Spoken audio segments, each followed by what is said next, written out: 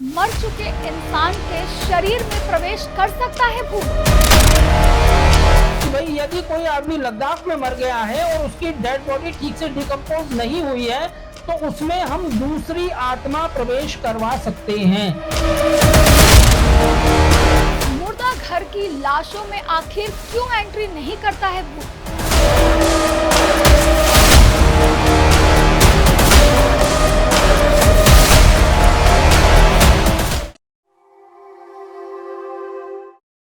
कहते हैं कि आस पड़ोस में अगर कोई इंसान मर जाता है तो उसकी लाश को अकेला नहीं छोड़ा जाता।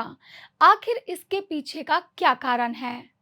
कहा जाता है कि अकेली लाश को पड़ा देखकर उसमें भूत प्रवेश कर जाता है, यानी भटकती हुई आत्मा उसमें प्रवेश कर जाती है।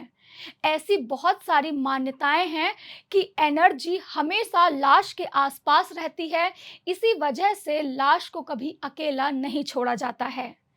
आज हम इसी मुद्दे पर बात करने जा रहे हैं। हमारे साथ होंगे एस्ट्रोलॉजर आशीष तिवारी जी, जो बताएंगे कि क्या मुर्दों के अंदर भूत का प्रवेश हो सकता है और क्या मुर्दों के अंदर भूत वास करते हैं। आखिर हमें हमेशा हिंदी फिल्मों में ऐसा क्यों देखने को मिलता है कि लाश को आखिर में जला दिया जाता है, तभी किसी भूत को, आत्मा जो उसकी होती है, उसको शांति मिलती है। आज हम इन तमाम कॉन्सेप्ट के बारे में ही जानकारी लेंगे। सर, लास्ट वीडियो में आपने बताया था कि भूत जो होते हैं उनका वास पेड़ पर होता है, उसके पीछे के आपने वैज्ञानिक कारण भी हमें बताए थे। लेकिन आज हम बात करेंगे कि कहा जाता है कि लाश को अकेला ना छोड़ें। जब भी कोई मर जाता है उसके दाह संस्कार करने से पहले जितने भी वक्त उसको घर में रखा जाता है या फिर कहीं पर भी रखा जाता है, उसको अकेला नहीं छोड़ा जाता है। सर, इसके पीछे की क्या थ्योरी है, इसके पीछे की क्या कहानी है सर? रेणु जी, जहां तक ये देखा जाए कि भाई एक मृतात्मा जो अपना शरीर गंवा चुकी है, क्या किसी एक नए शरीर में स्थान बना सकती है? क्या वो एक नया शरीर धारण कर सकती है? तो इसके बारे में जब हम प्रमाणों की बात करते हैं तो हमें सबसे पहले चेक करने पड़ते हैं भारत के जो कबीले हैं, आदिवासी कबीले, वहां पर जो कुछ एक रिचुअल्स हैं, और या फिर हमारे खुद के आसपास अगर आप देखेंगे तो वहां पर भी कुछ इस प्रकार के रिचुअल्स बनाए गए हैं जिनके आधार पर हम मान सकते हैं कि भूत प्रेत कई बार शरीर ढूंढते हैं। जैसे कि सबसे बड़ा मैं उदाहरण आपको दूंगा, उसमें कई आदिवासी कबीले ऐसे हैं, कम से कम मैं मध्य प्रदेश के गांव को जानता हूं, उत्तर प्रदेश के भी कई गांवों को जानता हूं, जहां पर कभी भी किसी मृतक का दाह संस्कार कम से कम 9 घंटे या 10 घंटे या फिर एक पहर रखने के बाद ही किया जाता है। उसके बारे में उनकी दो चीजें मानी जाती हैं। उसके बारे में यह कहा जाता है कि मान लीजिए यदि यमदूत से किसी प्रकार की कोई गलती हो गई हो तो कई बार यमराज प्राण वापस भी लौटा देते हैं। इसलिए हमेशा डेड बॉडी को कभी एकदम से डिस्पोज नहीं किया जाता। मगर ये जो 9 घंटे होते हैं, इस 9 घंटे के दौरान अगर आप देखेंगे तो यहाँ पर हम पाएंगे कि तरह तरह के रिचुअल्स हैं। कहीं पर वो उनके पीछे एक दीपक लगा दिया जाता है, कभी उनका चेहरा ढक दिया जाता है। कुछ स्थिति परिस्थिति ऐसी भी है जहां पर वो एक मिट्टी का एक वो रख देते हैं, एक घड़ा रख देते हैं वहां पर मिट्टी का।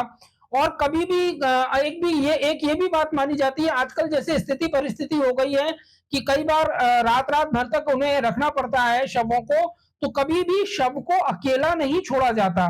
माना जाता है कि यदि वहां पर कोई व्यक्ति बैठा हुआ है तो ऐसी स्थिति में आत्मा नहीं आएगी और आत्मा प्रवेश नहीं होगी। दूसरा, कोई भूत किसी आत्मा में प्रवेश करेगा या नहीं करेगा, इसके बारे में दो विरोधाभासी विचारधाराएं भी मैं यहाँ पर आपसे शेयर करना चाहूंगा। लद्दाख हुआ, बहुत सारे ऐसी जगह हैं जहां पर एकदम से डेड बॉडी का डिके नहीं होता क्योंकि टेम्परेचर बहुत कम होता है। तो कई तांत्रिक भारतवर्ष में ये दावा करते हुए पाए गए हैं कि भाई यदि कोई आदमी लद्दाख में मर गया है और उसकी डेड बॉडी ठीक से डिकम्पोज नहीं हुई है तो उसमें हम दूसरी आत्मा प्रवेश करवा सकते हैं। और इसके नाम पर कई प्रकार के फ्रॉड भी किए जाते हैं और पूरा एक तंत्र है। मैं तो उसको कहूंगा कि यंत्र मंत्र तंत्र के परे वो एक भ्रष्टाचार का और एक स्कैम का तंत्र है जिसके अंतर्गत वो लोगों के साथ में वो करते हैं। उसका पूरा एक मॉडस ऑपरेंडी होती है। उसमें पहले स्टेप में वो कहेंगे ठीक है साहब, हम आत्मा आपके एक प्रवेश करवा देते हैं। फिर वो कहेंगे कि साहब ठीक है, हम आपकी आपकी आत्मा को बुला रहे हैं। बुलाने के बाद में वो कहेंगे कि साहब ये फेलियर हो गया कि आपकी आत्मा तो सेट फ्री हो गई है, अब अगर आप चाहें तो हम इस आदमी को जिंदा करने के लिए दूसरी आत्मा बुला सकते हैं। आमतौर पे यहाँ पर जो लोग होते हैं वे विड्रॉ कर देते हैं कि भाई नहीं, अगर हमारे व्यक्ति की आत्मा वापस नहीं आ रही तो फिर हम क्यों इस चीज को करें। तो उनको तांत्रिक का पैसा भी बन गया, कार्य भी पूरा नहीं हुआ और एक स्कैम भी आपका कंप्लीट हो गया। इस बारे में अगर आपको ठीक से समझना है, मतलब कहानी एक मैं छोटी सी आपको बताता हूं। एक फिल्म आई थी राजेंद्र कुमार साहब की, उस फिल्म का नाम था झुक गया आसमान। इस फिल्म के अंदर भी कुछ ही इसी तरह की कहानी थी। दो एक जैसी शक्ल के आदमी होते हैं और यमदूत जो हैं वो एक गलत आदमी के प्राण निकाल के ले जाते हैं। उनको ले जाना होता है एक बुरा आदमी, लेकिन वो प्राण निकाल लेते हैं एक अच्छे आदमी के। अब होता क्या है कि जो बुरा आदमी है उससे लोग जो अच्छा आदमी है उसकी डेड बॉडी को बहुत जल्दी डिस्ट्रॉय कर दिया जाता है और वो सोल जो होती है वो बेचारी रास्ते में अटक जाती है। तो एरर रेक्टिफिकेशन के अंतर्गत यमराज जो है, जो सोल उनको डिजायर थी वो निकालते हैं और इस आदमी की सोल को, यानी कि जो अच्छे आदमी की सोल है उसको बुरे आदमी की सोल में बॉडी में डाल देते हैं। और फिर वो एक पूरा सोशल ड्रामा चलता है। उस सोशल ड्रामे के अंदर किस तरह से ये अपनी पहचान बनाते हैं। मगर कुल मिला के अगर झुक गया आसमान की कहानी देखी जाए और भी कई नॉवेल्स हैं उनकी कहानियां देखी जाए, तो हम ये कह सकते हैं कि कम से कम भारतवर्ष में इस बात को माना जाता है, इस बात को बहुत हद तक परखा जाता है। और सबसे बड़ी बात, मनोरंजन के स्तर पे अगर बात पहुंच गई है तो बात में कहीं तो कुछ सच्चाई है, क्योंकि because there is no smoke without the fire. और फायर की भी जब हम बात करते हैं तो यहां पर मैं एक चीज और आपको बताना चाहूंगा कि आपने देखा होगा कि जब भी हम किसी अर्थी को ले जाते हैं तो उसके दो नियम हैं। सबसे पहले तो एक व्यक्ति मटकी लेकर, जिसमें कुछ एक धुआं निकल रहा होता है, उसको लेकर आगे चलता है। और दूसरा जो एक बड़ा इंपॉर्टेंट नियम है वो ये है कि आपने सुना होगा राम नाम सत्य है का एक उच्चारण किया जाता है। तो कई लोगों का मानना यह है कि जब भी किसी व्यक्ति को लेके जाया जाता था वैदिक काल में और उसके बाद में जो भी काल हुए, तो वहां पर यमावली के कुछ नियम पढ़े जाते थे, यानी कि कुछ मंत्र पढ़े जाते थे, जिन मंत्रों का सार ये होता था कि भाई यमराज ने इस शरीर से इसकी ओरिजिनल आत्मा निकाल ली है और बाकी की कोई भी अन्य प्रेतात्मा इसके करीब ना आए। यदि यम के मंत्र उस जगह पे पढ़े जा रहे हैं तो प्रेतात्माएं वहां से दूर रहती हैं। बाद में यह माना जाता है कि जब त्रेता युग में श्री रामचंद्र जी का प्रादुर्भाव हुआ और जब ये एक परिकल्पना आई कि भाई सबसे बड़ा नाम राम का है, तो फिर उन यम के जो मंत्र थे उनको सिंप्लीफाई करके राम वहां पर शब्द आना शुरू हुआ। और आपने ये भी देखा होगा कि गांधी जी के समय में भी आपने देखा होगा, पुराने समय में जो आखिरी शब्द बोलने की कोशिश की जाती थी उसमें हे राम एक शब्द बोला जाता था। तो वो भी शायद इसी पर्पज से बोला जाता था कि भाई ठीक है, मैंने अपनी बॉडी को पूरी तरह से डीएक्टिवेट कर दिया है, no new soul can make an entry. अब उसी क्रमबद्धता में जब हम आगे जाते हैं तो हम देखते हैं कि कम से कम हमारे उत्तर भारत में वो जो एक राम नाम सत्य है का जो चांट जो है वो इसी उसमें चला गया है। वंस अगेन एक रिचुअल, एक कल्चर हमने उठाया, एक सोशल नॉर्म हमने उठाया, मगर जब हम उसके रूट में गए तो हमको पता चला कि भाई उसके पीछे का कारण ये था कि कहीं ना कहीं भूत प्रेत किसी निर्जीव शरीर को अपना मकान बना सकते हैं। तो ये उसके लिए एक प्रिवेंटिव मीजर टाइप का था। सर, लाशों की बात तो हमने कर ली। अब मैं आपसे जानना चाहती हूँ कि क्या मानव शरीर में भूत प्रेत जो होते हैं वो प्रवेश कर सकते हैं? हिंदू धर्म में तो ऐसी मान्यताएं हैं, लेकिन अन्य धर्मों के लिए किस तरह का कॉन्सेप्ट बनाया गया है, उसमें किस तरह की चीजें प्रचलित हैं? क्या ऐसा होता है कि मानव शरीर में भी भूत प्रवेश कर सकता है?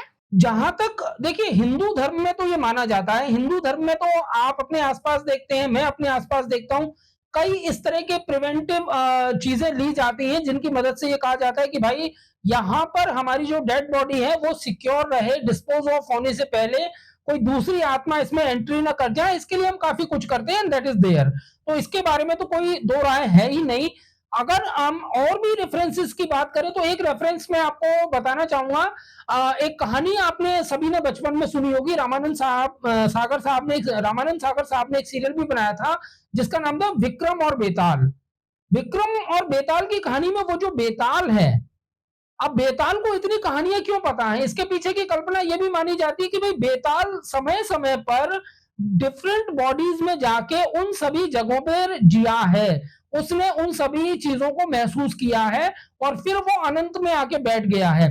तो बेताल की परिकल्पना भी जो है, अच्छा बेताल को अगर आप देखेंगे तो उस चाहे बेताल पचीसी के अंदर आप देखिए, रामानंद सागर साहब की परिकल्पना के अंदर आप देखिए, या और भी लिटरेचर्स में आप देखिए, तो बेताल एक शरीर है मगर वो मरा हुआ भी है, तो फिर ये कौन सा शरीर है। तो ये माना जाता था कि वो हर बार वहां पे जो भी कोई डेड बॉडी अनअटेंडेड रह जाती थी उसको धारण करके वो एक पर्टिकुलर पेड़ पर बैठ जाता था।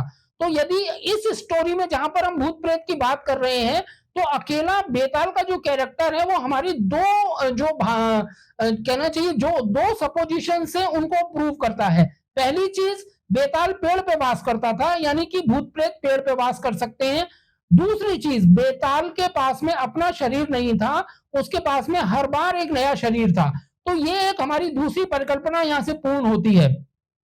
अब अगर मैं दूसरे जो कहना चाहिए कि और जो लिटरेचर है उनमें जाऊं और वहां पे हम इस चीज को चेक करें तो थोड़ा सा हमें 17वीं और 18वीं शताब्दी में यूरोपियन, खास तौर से पूर्वी यूरोप के कंट्रीज में जाना पड़ेगा।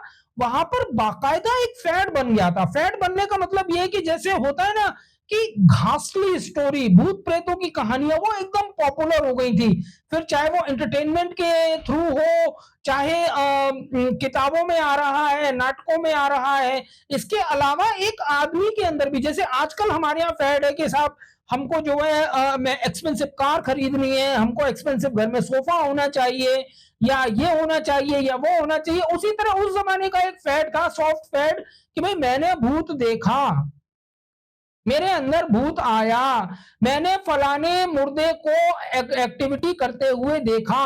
और इस तरह की कई कहानियां, मतलब एक पूरा पीरियड है 200 तकरीबन सालों का जिसमें तरह तरह की कहानियां इस बारे में कही गई। और उनमें से कई कहानियां ऐसी थी जिनके अंतर्गत ये माना गया कि भूत प्रेत मुर्दों के शरीर को धारण कर सकते हैं। अच्छा, यहां पर हमको एक चीज और देखनी पड़ती है। यूरोप में और अमेरिका, जो रेड इंडियंस जो होते थे, उनके यहाँ गांव में जब डेड बॉडी को रखा जाता था बिफोर द बरियल, यानी कि जब उनको जो उनकी अंतिम क्रिया होनी है उससे पहले रखा जाता था, तो कई बार वहां पर वो मेटेलिक ऑब्जेक्ट्स रख देते थे। मेटेलिक ऑब्जेक्ट्स रखने का पर्पज ये था, उन्होंने कटार रख दी या उन्होंने कुछ एक वेपन टाइप का रख दिया, और माना यह जाता था कि कोई अगर इविल स्पिरिट आ रही है तो इसकी वजह से वहां पर नहीं आएगी। दूसरी चीज क्या होती थी कि वहां पर स्पेशली मटके बनाए जाते थे, छोटे छोटे छोटे छोटे, और वो मटके बॉडी के 4-5 आसपास रख दिए जाते थे। जैसे 4 उन्होंने कोण पकड़ लिए तो उन 4 कोणों के पास वो मटके को रख देते थे। अब अगर आप ध्यान से सोचेंगे तो इसी कार्यक्रम के अंतर्गत पिछली एक कड़ी में हमने बताया था कि आज साइंस कहीं ना कहीं ये मानने लगा है कि एक भूत 21 ग्राम का एयरी फॉर्म में हो सकता है, संभावना व्यक्त की है। और कल्पना कीजिए अगर हम अलादीन का चिराग घिस रहे हैं, उसमें से जो जिन्न निकल रहा है वो भी शायद 21 ग्राम का हो सकता है, वो चिराग के अंदर बंद है। उसी तरह से आप देखेंगे बॉटल के अंदर एक भूत को कैप्चर करना, या फिर अगर आप देखेंगे तो मटकियों के अंदर एक भूत को कैप्चर करना। तो पूर्वी यूरोप के अंदर जो परंपरा थी उसमें जो मटकियां रखी जाती थी उसके बारे में भी यही कहा जाना जाता था कि भाई कहीं कोई दूसरी आत्मा इस शरीर को दोबारा एब्जॉर्ब न कर ले, इसलिए ये मटकियां यहां पर रखी गई हैं। तो हम ये कह सकते हैं कि भाई दूसरे जो और भी करस्पॉन्डिंग या जिसको कहना चाहिए पैरेलल यूनिवर्स हैं भारतीय यूनिवर्स के अलावा, वहां पर भी इस प्रकार की परिकल्पनाएं समय समय पर पल्लवित होती रही हैं। सर, आपने हमें बताया कि जो लाशें होती हैं उसके अंदर भी भूत प्रवेश कर सकता है और इंसानों के अंदर भी भूत प्रवेश कर सकता है, ऐसे कुछ आपने थ्योरी हमें बताई है। लेकिन हम आपसे जानना चाहते हैं, कई बार हमने देखा है कि जैसे भी अस्पतालों में मुर्दा घर होते हैं और शमशानों में भी कई जगह हमने देखी है जो लावारिस लाशें पड़ी होती हैं। कई बार होता है ना कि कहीं किसी की हत्या हो गई, बहुत समय बाद उसकी लाश मिलती है, तो उस समय तो वो लाशें खाली पड़ी रहती हैं, अकेली पड़ी रहती हैं, तो क्या उसमें कोई भूत प्रवेश नहीं कर सकता है? तो इस तरह की जो चीज़ें हैं, वो हम कहाँ तक सही मान सकते हैं, कहाँ तक उसे सही नहीं मान सकते? सर, एक बार हमें साइंटिफिक तौर पर भी इस चीज़ों का आप उदाहरण देते हुए हमें इसे एक्सप्लेन कर दीजिए सर। रेणु जी देखिए, हमने लिटरेचर को तलाश किया, हमने अपने यहाँ के रिचुअल्स को तलाश किया और हमने कहीं न कहीं माना कि भाई भूतों के अंदर ये शक्ति होती है कि वो एक डेड बॉडी को पजेस कर सके, अच्छी बात है। मगर यहाँ पर बहुत सारे ऐसे अपवाद, ऐसे बहुत सारे रिबटल्स हैं जिनकी वजह से हम इस परिकल्पना को पूरी तरह से नकार सकते हैं। अब मैं आपको बताता हूँ वो रिबटल्स क्या हैं।